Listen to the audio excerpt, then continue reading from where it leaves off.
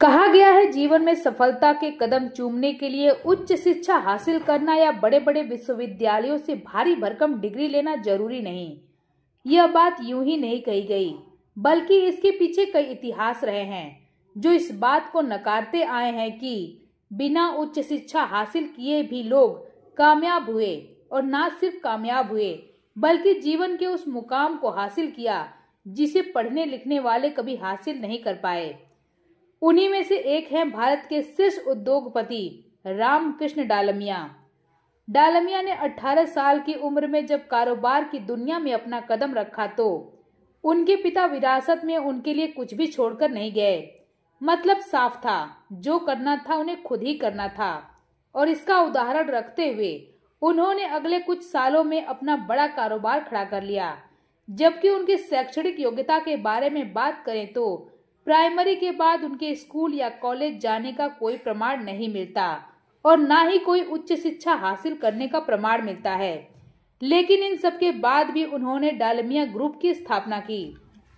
रामकृष्ण डालमिया राजस्थान के चिरावा नाम के गांव में पैदा हुए और यहीं से उन्होंने ऊंचाइयों का रास्ता तय करना शुरू कर दिया। उन्होंने चीनी फैक्ट्री, सीमेंट, कागज, bank, insurance company, biscuit, aviation company और पब्लिकेशन के क्षेत्र में काम किया।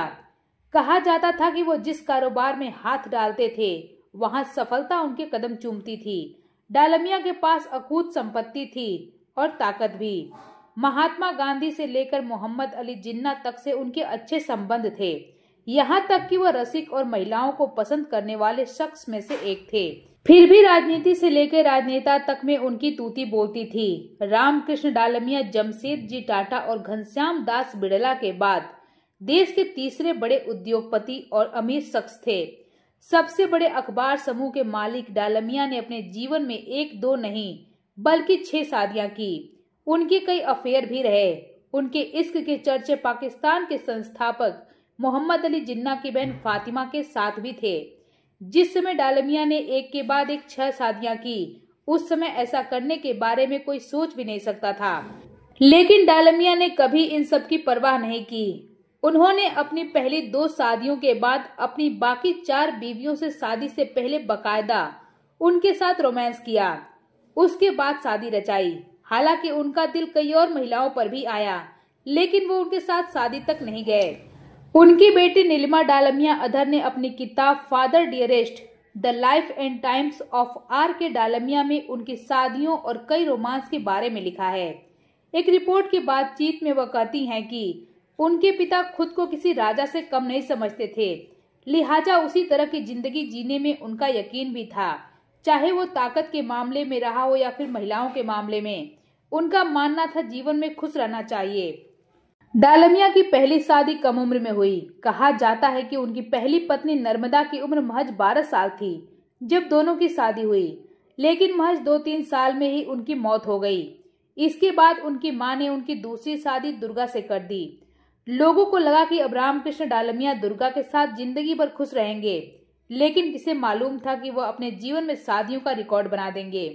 एक के बाद एक 3 शादियां।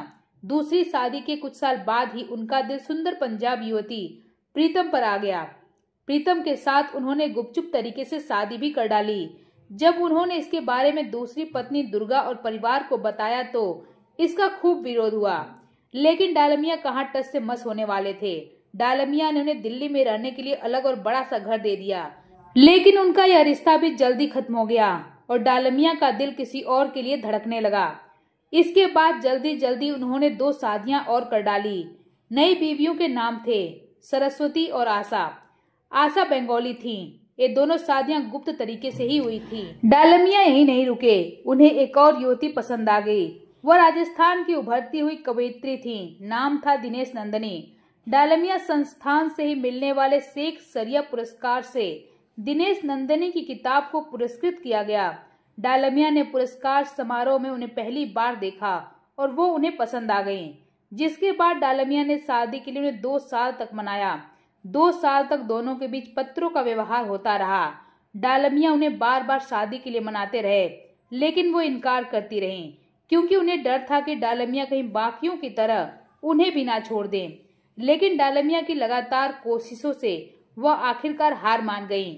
लेकिन उनकी एक शर्त थी, इसके बाद किसी और से वो शादी नहीं करेंगे।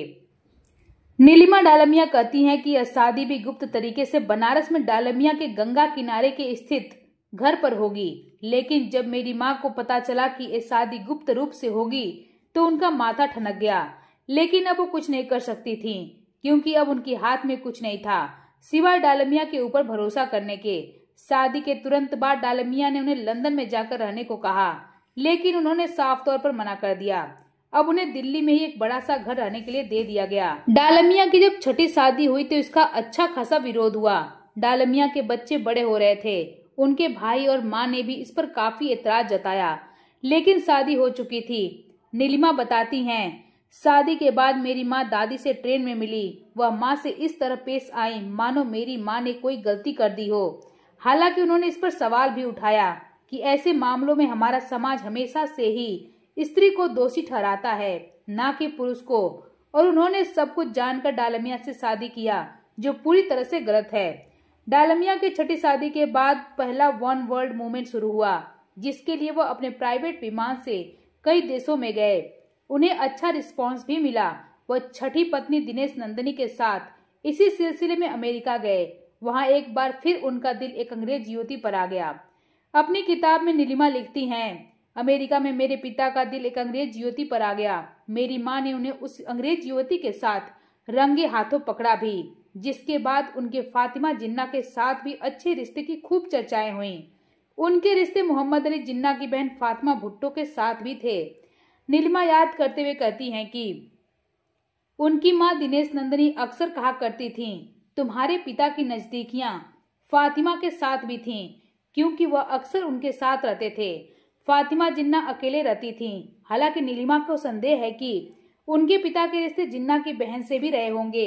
इसमें कोई शक नहीं कि जिन्ना और उनकी बहन के साथ जितने अच्छे रिश्ते डालमिया के थे, उतने शायद ही किसी के रहे होंगे। जब जिन्ना ने अगस्त 1947 के दूसरे हफ्ते में हमेशा हमेशा के लिए भारत छोड़ा तो नई दिल्ली का अपना लंबा चौड़ा 10 औरंगजेब रोड स्थित बंगला डालमिया को बेचकर चले गए। बंटवारे के बाद डालमिया के खराब दिन शुरू हो गए। हालांकि कुछ दिन बाद स्थितियां सुधरने लगी। 1947 में देश आजाद होने के बाद उनके दिन बदलने लगे। परिवार में बंटवारा हो गया। प्रधानमंत्री जवाहरलाल नेहरू से खराब रिश्तों का नतीजा भी उन्हें भुगतना पड़ा। वो 2 साल के लिए जेल भी गए। जब वह लौटे तो स्थितियां पूरी तरह से बदल चुकी थी। वह दोबारा फिर अपना वो रुतबा और आर्थिक मजबूती हासिल नहीं कर पाए और साल 1978 में 85 साल की उम्र में उनका निधन हो गया।